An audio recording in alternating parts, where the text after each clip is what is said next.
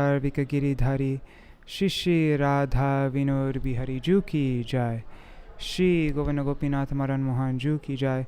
नित्यल प्रविष्टम विष्णुपाद अश्वतर शत शिशुमार भक्ति वेदांत नारायण गोसाई महाराज श्री गुरुदेव की जय। नित्यल प्रविष्टम विष्णुपाद अश्वतर शत शिशुमार भक्ति वेदांत वामन गोसाई महाराज की जय। नित्यल प्रविष्टम विष्णुपाद अश्वतर शत शिशुमार भक्ति वेदांत स्वामी महाराज श्री प्रभुपाद की जय। नित्यल प्रविष्टम विष्णुपाद अश्वतर शत शिशुमार भक्ति प्रज्ञान केशव गोसाई महाराज की जय।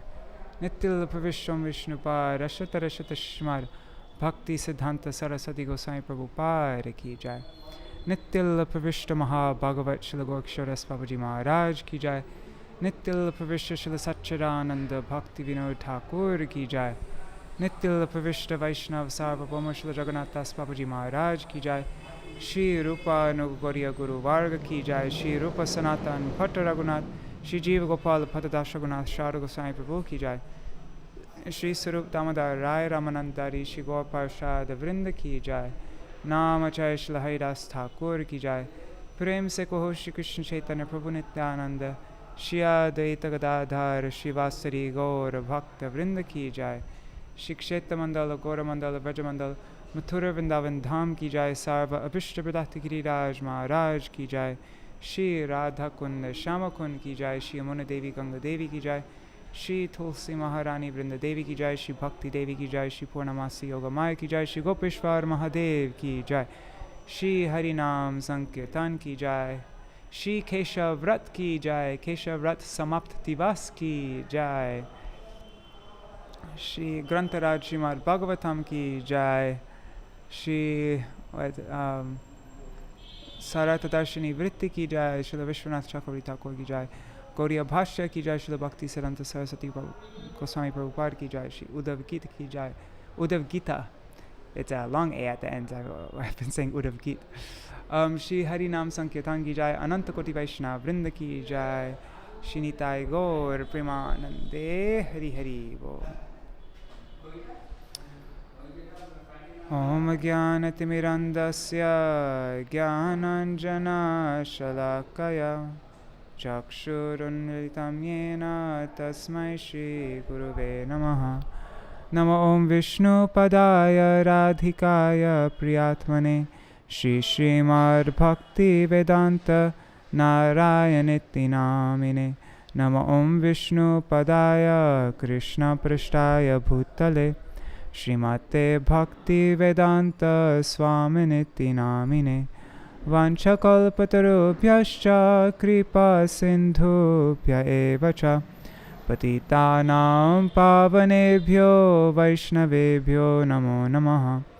नमो महावदन्याय कृष्णप्रेमप्रदायते कृष्णाय कृष्णचैतन्य नाम्ने गौरत्विषे नमः। गुरवे गौरचन्द्राय राधिकायै तदालये कृष्णाय कृष्णभक्ताय तरभक्ताय नमो नमः। यं प्रव्रजन्तमनुपेतमपेतकृत्यं द्वैपायनो विरहकातर आजुहाव पुत्रेति तन्मयतया तरवोऽभिनेदुस्तं सर्वभूत हृदया मुनिमानतोऽस्मि। नारायणं नमस्कृत्य नरं चैव नरोत्तमं देवीं सरस्वतीं व्यासं ततो जयमुदीरयेत्। शृण्वतं स्वकथा कृष्ण पुण्यश्रवणकीर्तन हृदन्तस्थो ह्यभद्राणि विधुनोति सुहृत्सतं। नष्टप्रयेष्वभद्रेषु नित्यं भगवतसेवया भगवत्युत्तमश्लोके भक्तिर्भवति नैष्टकी। तवैवास्मि न जीवामि त्वया विना इति विज्ञाय राधे त्वां नायमां शरणन्तिकं। भक्त्या विहीना अपराधलक्षाय क्षिप्ताष्टकामादितरङ्गमध्ये कृपामयि त्वां शरणं प्रपन्ना वृन्दे नमस्ते चरणारविन्दं। भज Shri Krishna Chaitanya Prabhu Nityananda Shri Advaita Gadadhar Shivasari Gaur Bhakta Vrindam Hare Krishna Krishna Krishna Hare Hare Hare Ram Rama Rama Hare Hare.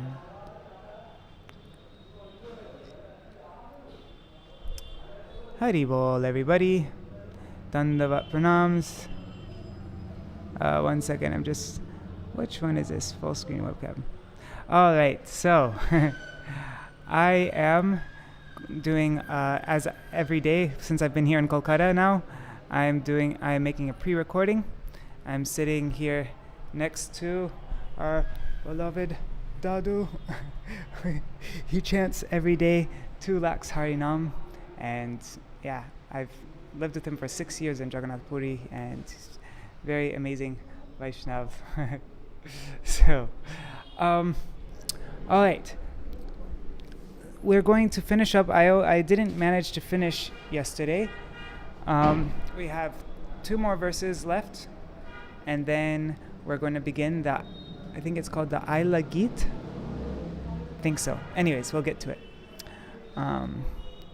So, first I'm going to do a recap though of what we read, how we ended yesterday.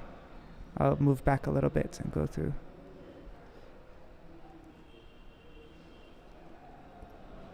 Okay, so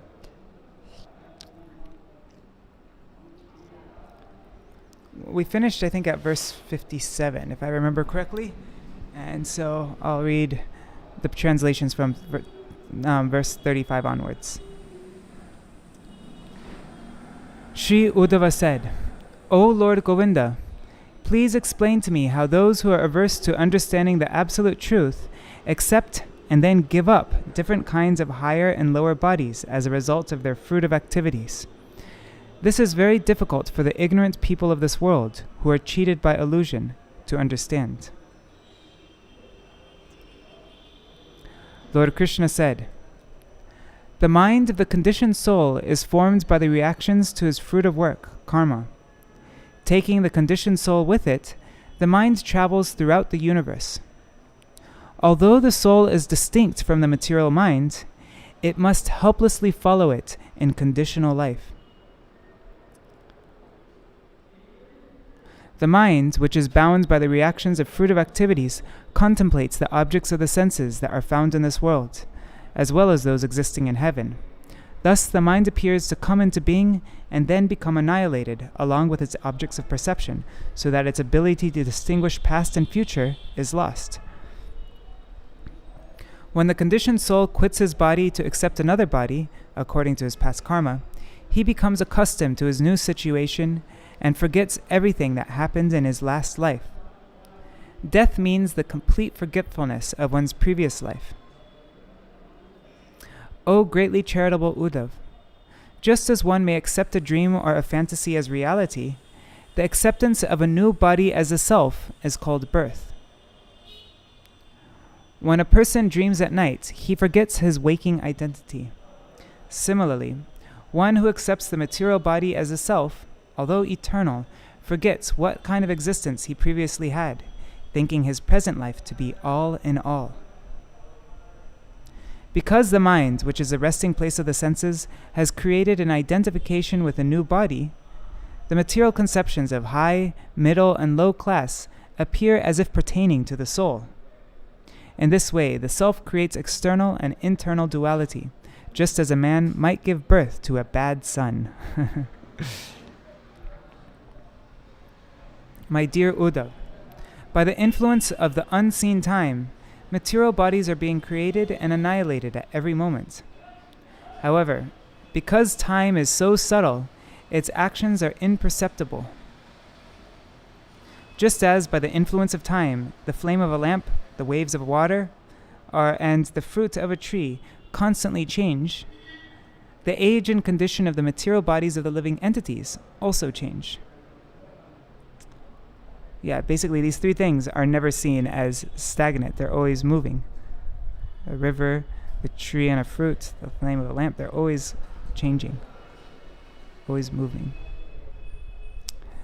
Just as an ignorant person says, "This is the light of the lamp," and "This is the water of the river," even though the rays of light and water in the river are constantly changing, one displays his false intelligence by thinking that the particular stage of the body represents the actual person.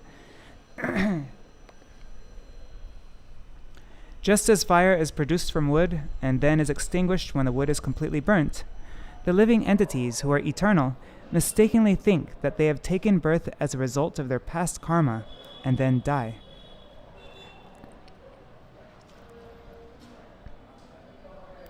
The 9 transformations: impregnation, gestation, birth, infancy, childhood, youth, middle age, old age, and death. All these 9 transformations only relate to the material body. The living entity foolishly considers the superior and inferior positions that he has attained as a result of activities performed in the past. He foolishly considers the superior and inferior positions that he's attained as a result of his activities performed in the past to be his actual self. It is very rare that someone can give up such a false conception by the grace of the Supreme Lord. One gains an understanding of his own birth and death by observing the death of his father and the birth of his son. In this way, when one realistically understands the birth and death of all material bodies, he will no longer be subject to these dualities. One who observes the growth of a tree from a seed, and later on, the death of the tree after maturity, certainly is a distinct observer who is separate from the tree. In the same way, the witness of the birth and death of the material body is distinct from it.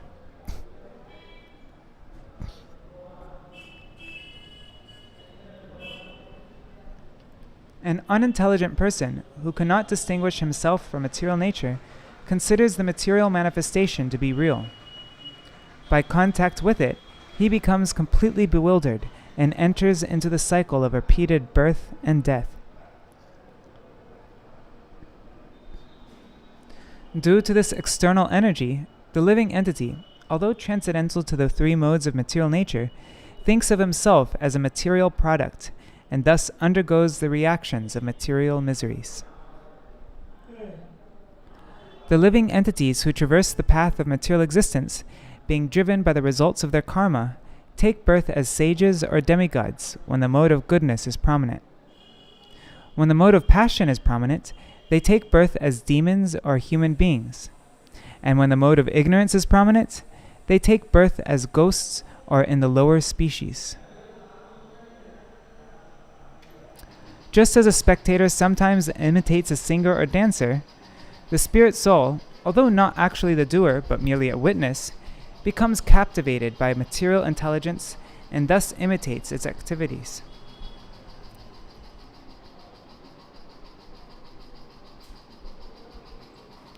The reflection of a tree on water appears to quiver.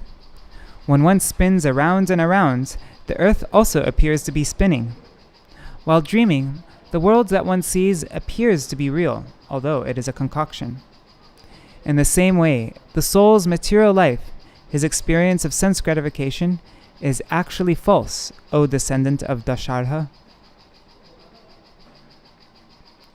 Just as one may experience being bitten by a snake in a dream and thus suffer, although there is no actual snake, the conditioned souls remain entangled in material existence due to absorption in sense gratification, although the objects of the senses are not real. Therefore, O Uddhava, do not indulge in sense gratification with your blunt material senses. Instead, understand how the illusion based on the dualities of material existence prevent one from realizing the self. Okay, I think this is where we read up to. Kshipto vamanito shadbhi sarbhi pralabdho suyito tava Tarita saniruddho va vrittya va parihapita Nishtyuto mutrito vagyar bahudaivam prakampita Shreyas Shreyaskama Kritragata Atmanatmatmanam Udarit Atmanatmatmanam Udarit. A devotee who actually desires to attain perfection in this very life should tolerate all kinds of difficulties. Even when insulted, ridiculed, or even beaten or confined by miscreants, or when spat upon or urinated upon by ignorant fools, with intelligence fixed in devotional service, he should remain undisturbed. Whoa. Wow, that's really intense. Okay. Sārārtha-darśinī by Śrīla Viśvanātha Cakravartī Ṭhākura. I forgot to set a timer. Let me just quickly do that. So far we've been reading for 15 minutes, so I'll set the timer for 43 minutes. I'll just set it. Okay, so Sārārtha-darśinī vritti by Śrīla Viśvanātha Cakravartī Ṭhākura. How can one live without indulging in sense gratification? These two verses provide the answer. If one is driven out, taunted, insulted, deprived of his livelihood, or spat upon, he should simply tolerate these inconveniences and protect himself with his good intelligence by remaining fixed in self-realization.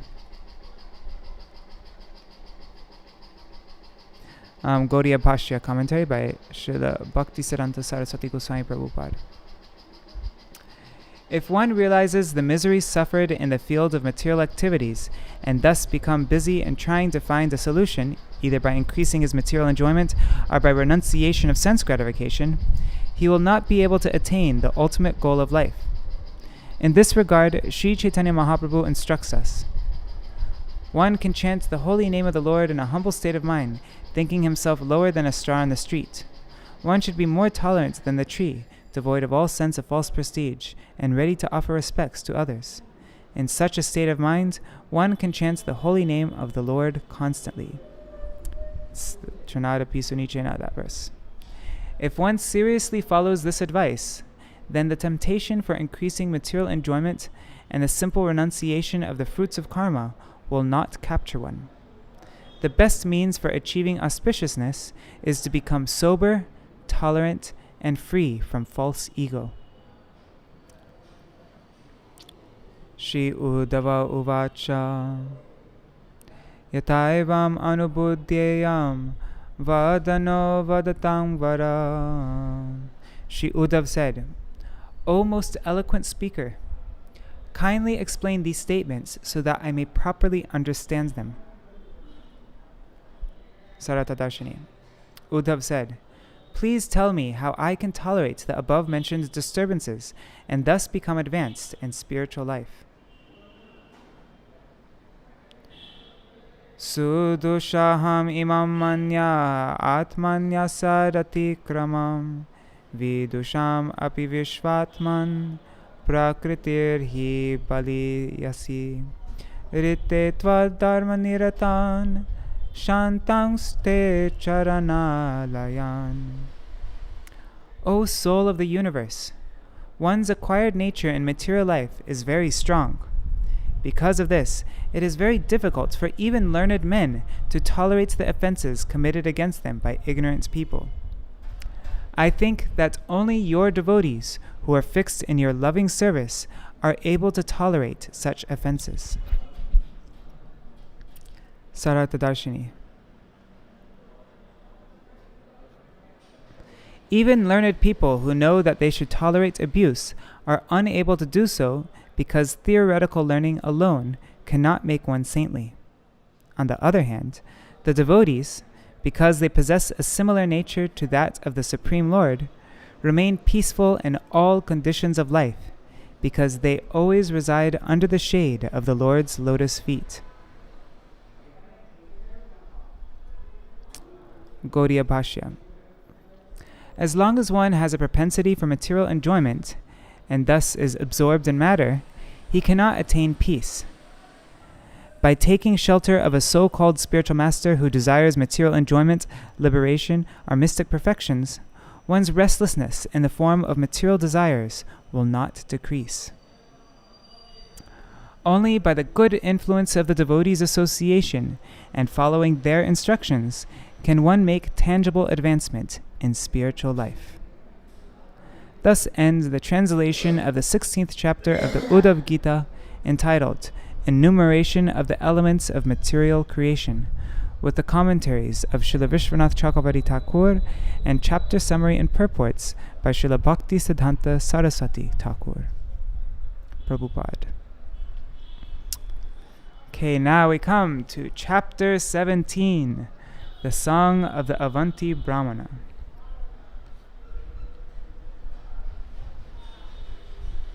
So far we've been reading for 20 minutes, okay. Chapter summary. And I think this is written by Srila Bhakti Pramod Puri Gosvāmī Maharaj.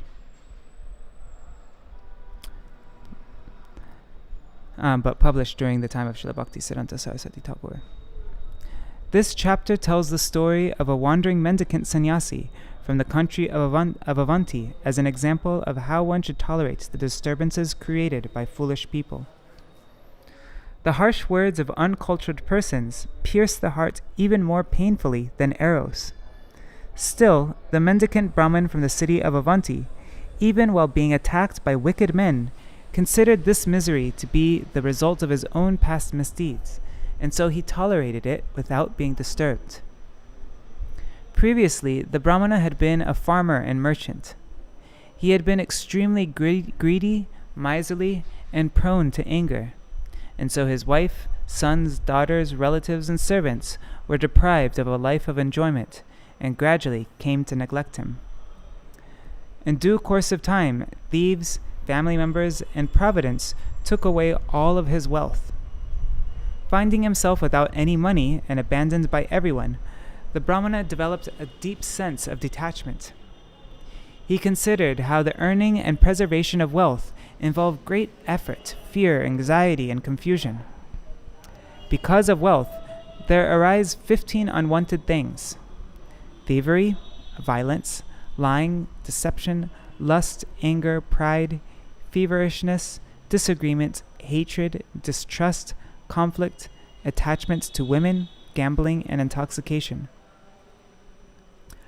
When this meditation arose within his heart, the Brahman could understand that the Supreme Lord Sri Hari had somehow become satisfied with him. He felt that it was because the Lord had become pleased with him that the apparently unfavorable turn of events in his life had occurred. He was grateful that a sense of detachment had arisen in his heart, and he considered it to be the factual means for his deliverance. In this condition, he became determined to engage in the worship of Lord Hari for the rest of his life, and for this purpose, he accepted the order of Tridandi Sannyas. Thereafter, he entered different villages to beg alms, but the people disturbed him in various ways. Still, he simply tolerated this, remaining firm like a mountain. He remained fixed in his spiritual practice and sang a song that has become famous as the Bhikshu Gita. Neither human beings, demigods, the soul, planets, the reactions of work, nor time are the causes of one's happiness and distress. Rather, the mind alone is their cause, because it is the mind that causes a spirit soul to wander in the cycle of material life. The real purpose of all kinds of pious activities, such as charity and the performance of religious rituals, is to bring the mind under control. One who has already conquered his mind by meditation has no need for any other process. And for one who is incapable of fixing his mind, all processes are of no practical use. The false conception of the material ego binds the eternal spirit soul to material sense objects. The Avanti Brahman became determined to cross over the insurmountable ocean of material existence by rendering service to the lotus feet of the Supreme Lord Mukunda, with the same faith in the Lord that was exhibited by great devotees in the past. Only when one can focus his intelligence on the lotus feet of the Supreme Personality of Godhead can the mind be completely controlled. This is the essence of all practices meant for spiritual advancement.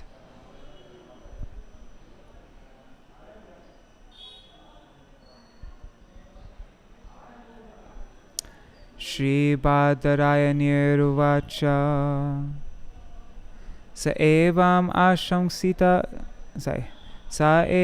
ashamsita Uddhavena Bhagavata. Oh no, I think this is a different meter. Sorry, let me redo this.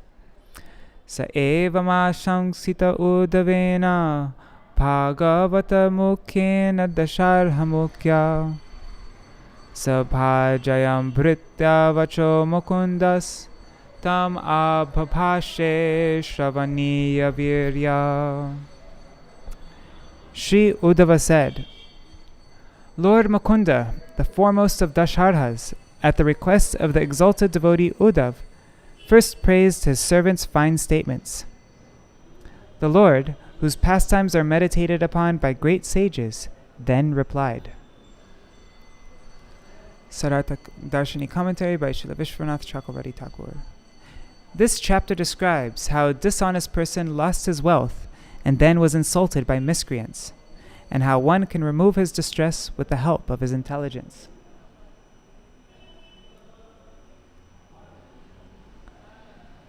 Shri Bhagavan Uvacha. One second, I want to sit in a chair. Bharhaspatya sanastyatra sadurvai durjaneritai duraktar bhinamatmanam yasamadhatamishvara. The Supreme Lord said, O disciple of Brihaspati, rare is a saintly person. One second. One second, let me just get this light.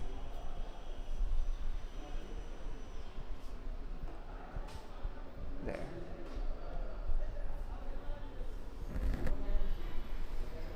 That's better. Okay. The Supreme Lord said, O disciple of Brihaspati, rare is a saintly person in this world who is capable of pacifying his mind after it has been agitated by harsh words of a miscreant.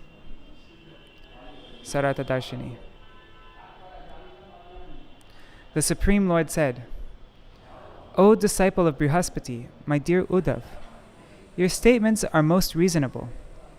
There is a completely spiritual path that is incomprehensible even to your spiritual master Brihaspati.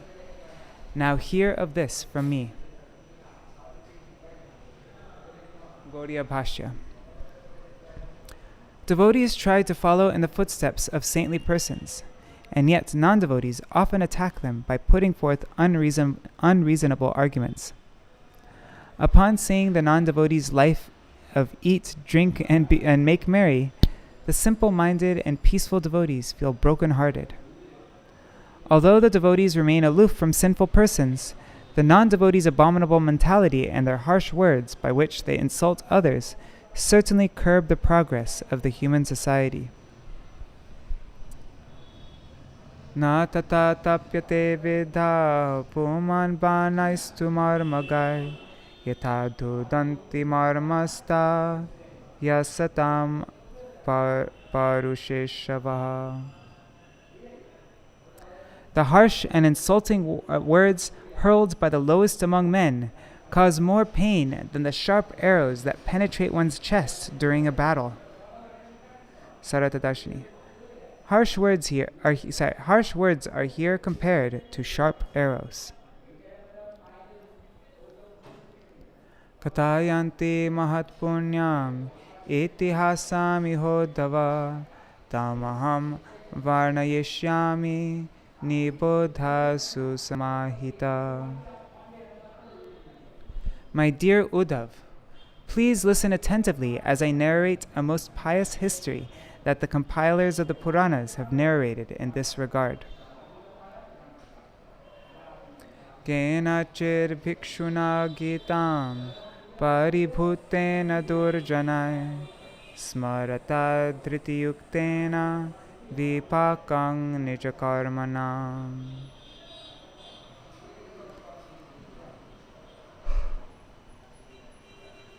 Once there was a sannyasi who was insulted in many ways by sinful men. However, with determination, He remembered that he was suffering the results of his previous actions. I shall now narrate to you his story and that which he spoke.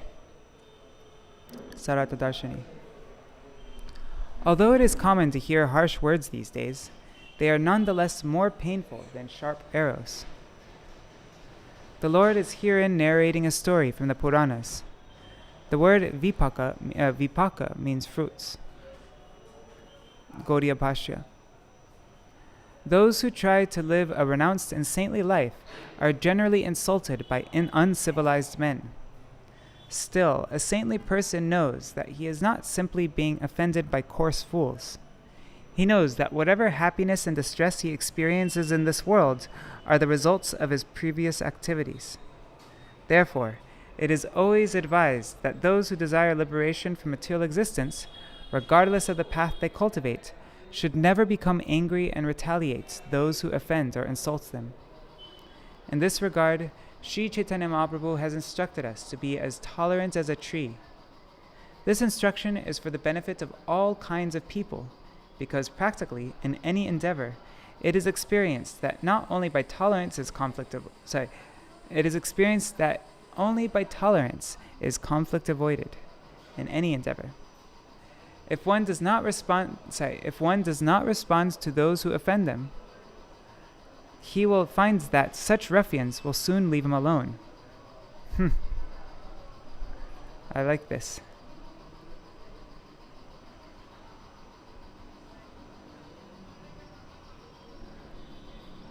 I want to save this. This is a nice purport.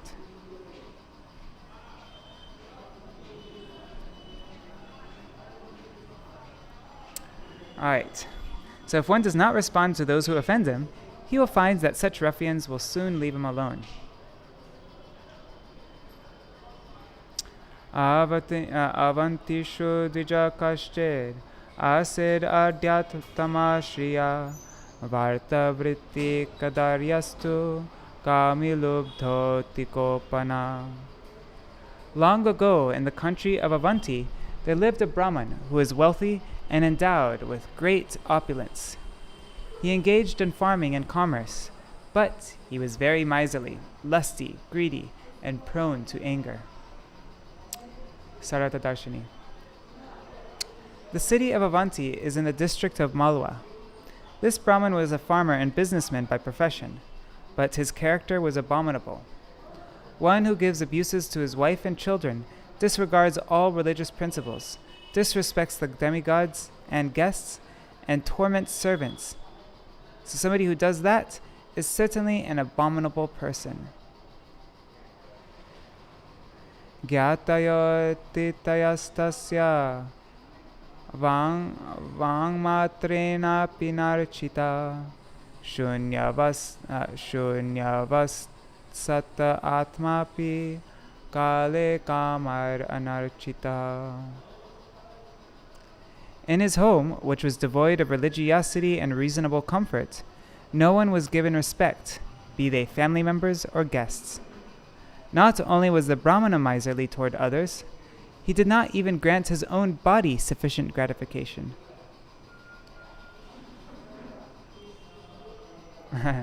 There's a really interesting thing called the millionaire tramp. Anyways, I'm not going to get into that now. Sārārtha-darśinī. The Brahman's householder life was completely devoid of any religious observances. Dushilasya kadaryasya druhyante putra bandhava tara duhitaro bhritya vishanna nacharan priyan. Because he was so callous and stingy, his wife, children, and other relatives, and even his servants, came to hate him. Being thoroughly disgusted with him, they did not even bother to feign affection. Sārārtha-darśinī. Neighbors always hate a wicked person. Tasyaivam yakshavittasya chutasyo bhayalokata dharmakama vihinasya chukrudhu panchabhagina. The The 5 presiding deities of the 5 family sacrifices become angry with the Brahman, who, being very frugal, protected his wife like a yaksha, who was certainly cultivating inauspiciousness for both this life and the next, and who is totally devoid of religiosity and sense enjoyment. Sārārtha-darśinī. The yaksha's only business is to accumulate and protect wealth. They do not utilize it either for themselves or for others. The 5 types of living entities who deserve a share of sacrificial offerings are the demigods, sages, forefathers, human beings, and lower classes of beings. When they are deprived of their share, they become angry at a householder. Gauḍīya Bhāṣya. If the demigods, sages, forefathers, human beings, and other living entities do not receive the respective shares of sacrificial performances, they become angry at a materialistic fruit of worker. Tadavadhyana visrasta punyaskandhasya bhuridha artopyagacchani dhanam bhavayasa parishrama. O magnanimous Uddhava, as a result of disregarding the demigods in this way, the Brahman gradually lost his accumulated piety and soon became bereft of his hard-earned wealth. Sārārtha-darśinī. The Brahman lost everything, including his hard-earned wealth, because of neglecting those upon whom he depended. Accumulating wealth by means of farming and trading is certainly very laborious. Nato jagrihu kinchit dasyava Uddhava daivata kalata kinchit brahma bandhur nripartivat. O Uddhava, some of the wealth of that fallen Brahman was taken away by his relatives, some by thieves, some by providence, some by the influence of time, some by ordinary men, and some by the king. Sārārtha-darśinī. The Brahmana lost his wealth as a result of natural calamities, such as a fire in his house, as well as due to food grains rotting under the influence of time, theft, government taxes, and pilfering by his friends and relatives. In this way, he became a poor man. Gauḍīya Bhāṣya. If a Brahmana neglects his Brahminical duties, he is referred to as a Brahma Bandhu, or a so-called Brahmana, and not considered a genuine Brahman. One who takes pride in possessing as a Brahman without making any attempts to elevate himself to the One who poses as a Brahman without making any attempts to elevate himself to the transcendental platform is not a genuine Brahman, but is referred to as a Brahma Bandhu, or the friend of a Brahmana. Devotees of the Lord are not proud, thinking themselves to be the most exalted members of society. No. Rather, they very humbly think themselves fallen and without any qualifications.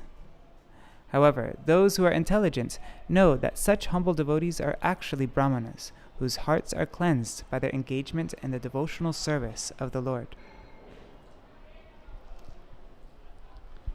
Sa evam dravine nashte dharma kama vivarjita upekshitash chasvajanaish chintam apaduratyayam. At last, when all his wealth was lost, the Brahmana, who never engaged in religious practices or sense enjoyment, was totally ignored by his family. Because of this, he began to feel terrible anxiety. Tasyaivam dhyayato dirgam nashtarayastapasvina kedyato bhashpakantasya nirvedasu mahanabhut.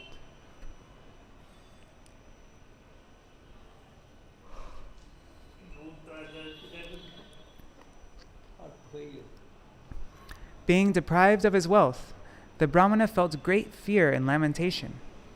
Thereafter, while meditating upon his misfortune at great length, a strong feeling of detachment developed within him. Sārārtha-darśinī. The miserly Brahmin had to suffer the consequences of his own faults. Finally, due to his previous training and piety, he experienced a change of heart. When he lost all his wealth, the Brahmana had no alternative but to live like an ascetic. Jabo. Sachahedam aho kashtam vritatma me nutapita na dharmaya na kamaya yasyartha yasa idrishaha. The Brahmana spoke as follows. Oh, what great misfortune!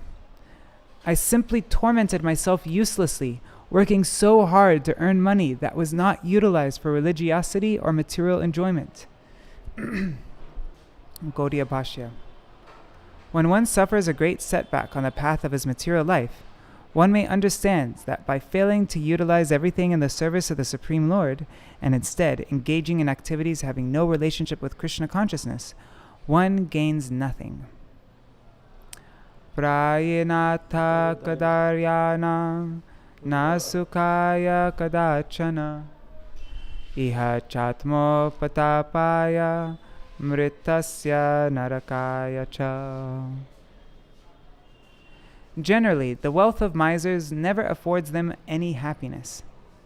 In this life, it simply torments them with anxiety, and when they die, it buys their ticket to hell. Sārārtha-darśinī. Being afraid to spend any money, misers avoid performing constitutional and conventional duties. Gauḍīya Bhāṣya. Conditioned souls who have forgotten their constitutional position accept many things in this world to be their ultimate goal of life. However, these things become the cause of their degradation, making them suffer in hell in their next life. Yasho yashasvinam shuddham shlaghya ye gurninam guna lobha svalpo pitanhanti shvitro rupam ivepsitam.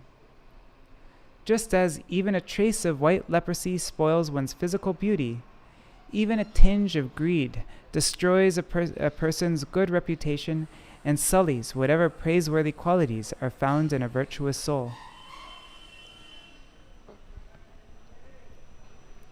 Sārārtha-darśinī. White leprosy certainly spoils a person's beauty. Artasya sadhane siddhe utkarshe rakshane vyaye nashropa bhoga ayasas trasashchinta brahmonrinam.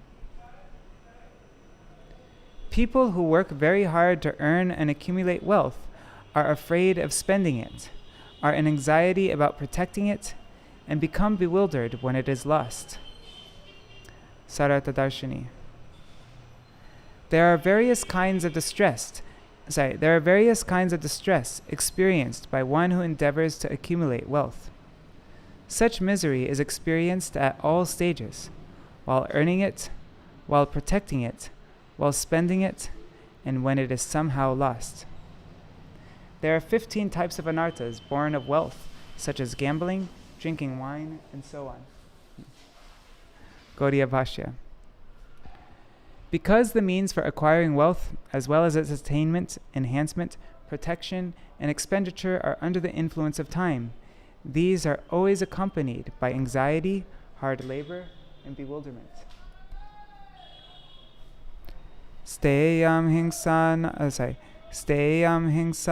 ritam dambha kamakrodasmayo mada bhedo vairam avishvasa samspardha vyasanani cha ete panchadasharnartha hyarta mula mata nrinam tasmar anartamarthakyam shreyorthi duratas tyajet. 15 undesirable qualities arise because of wealth: theft, violence, falsehood, duplicity, lust, anger, quarrel, madness, competition, enmity, faithlessness, arrogance, and the dangers arising from attachment to women, gambling, and intoxication. Therefore, those who desire their own benefit should give up attachment to excessive wealth, which is the mother of all anarthas. Wow, that is such a heavy verse. I think Śrīla Gosvāmī Maharaj quotes this in his article on Mrgari the Hunter. Sārārtha-darśinī. It takes great endeavor to accumulate wealth. Then one is always afraid that his wealth will be stolen or taken away by some other means. To protect his wealth, one must lie, and excessive wealth certainly is a cause of great pride and delusion. In this way, there are 15 kinds of anartha that surface because of wealth. It can be concluded that artha, wealth, is the cause of all anartha, unwanted things. Artha, anartha. Artha is that which is desirable, and anartha is that which is unwanted, which has no value. Gauḍīya Bhāṣya.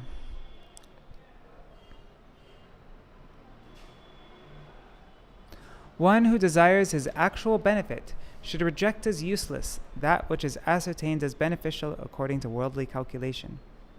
In this connection, there are 15 unwanted things that are created by excessive wealth.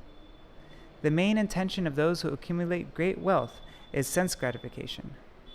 The unwanted things that are born from excessive wealth are theft, violence, lying, pride, lust, anger, false pride, madness, duplicity, enmity, faithlessness, arrogance, and addiction to women, gambling, and intoxication. In general, gold and silver coins that are exchanged for the objects of sense gratification are known as artha, or wealth. And now we have all sorts of forms of wealth. Vidyante bhrataro dara pitara suridastata ekasnigdha kakinina sadhya sarveraya krita.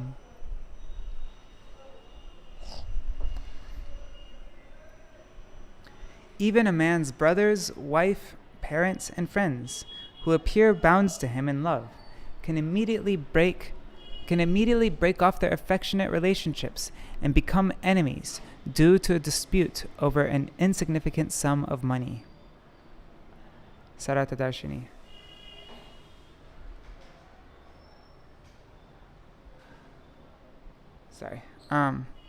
Sārārtha-darśinī.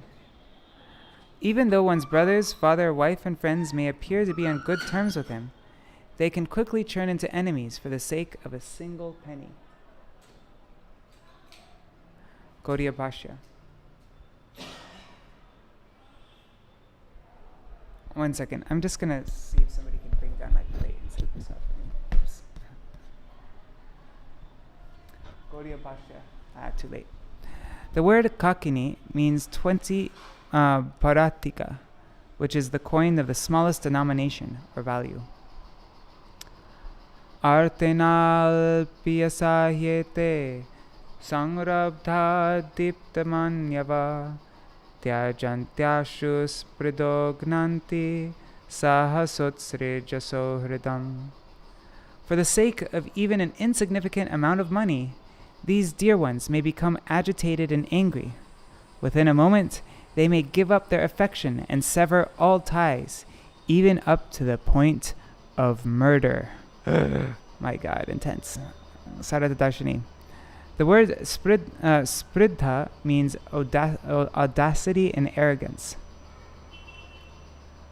Labdva janmamara prarthyam manusham tadvijagratam taranadritaye svartam gnante yantyashubham gatim.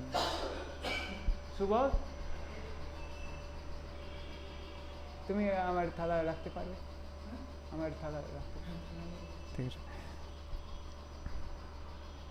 Those who obtain this rare human form of life, which is desired even by the demigods, and take birth as brahmanas are extremely fortunate.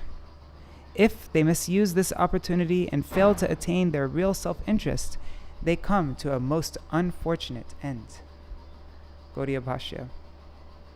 Human life is superior to that of a demigod, ghost, animal, tree, or an inanimate stone, because the demigods are absorbed in celestial pleasure while neglecting their real self-interest, and in other forms of life is predominantly suffering. Oh, Rumini. Oh, ঠিক আছে.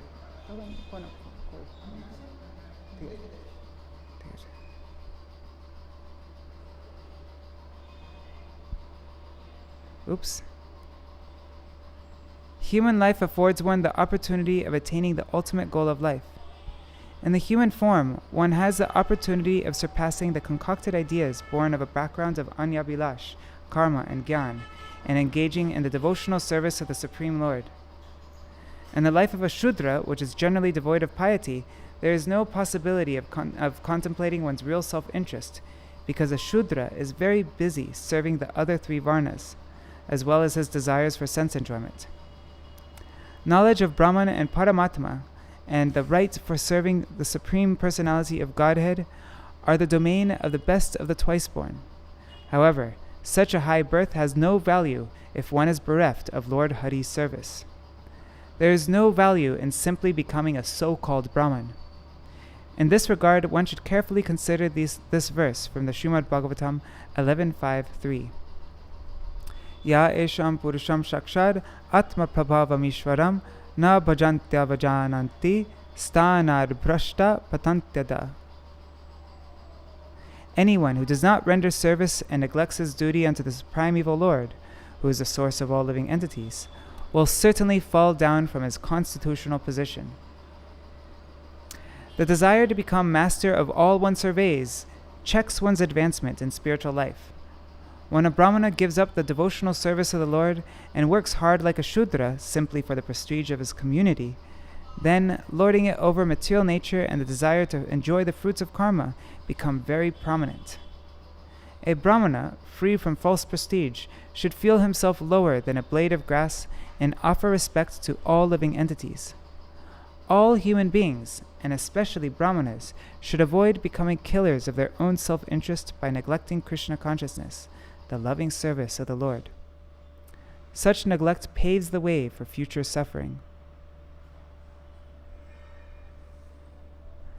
I wonder if I should just end now.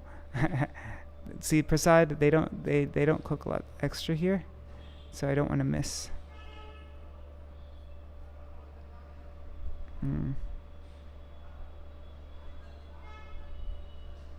I'll read a little bit more.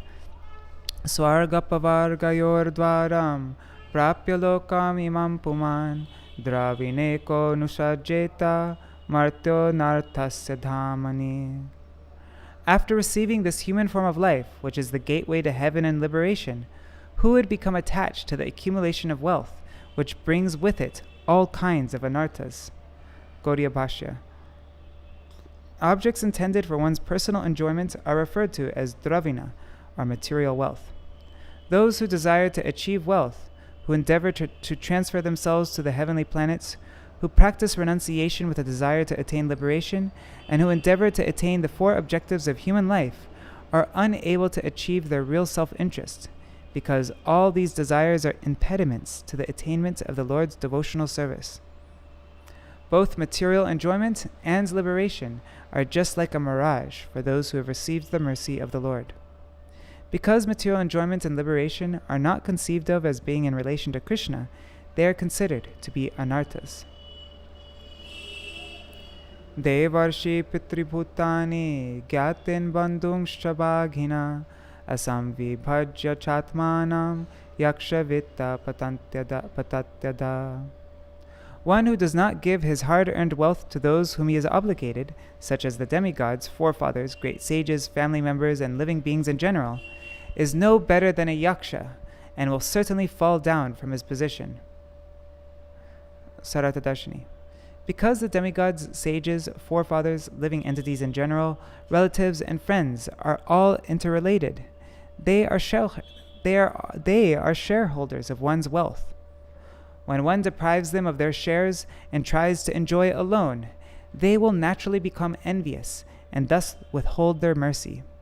This will create an impediment on the path of one's plans to enjoy sense gratification. Vyartayarte hayavitam pramatasya vayo balam kushala yena siddhanti jaratha king nusadhaye. Those who are actually intelligent are able to utilize their money, youth, and strength to achieve perfection. Unfortunately, I have feverishly squandered these assets in the useless endeavor for accumulating wealth.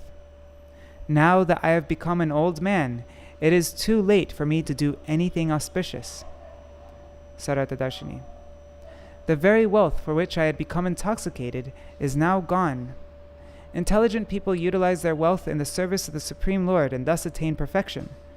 I am now an old man, and so how will I be able to recover my losses? This is the Brahman's lamentation. Gauḍīya Bhāṣya.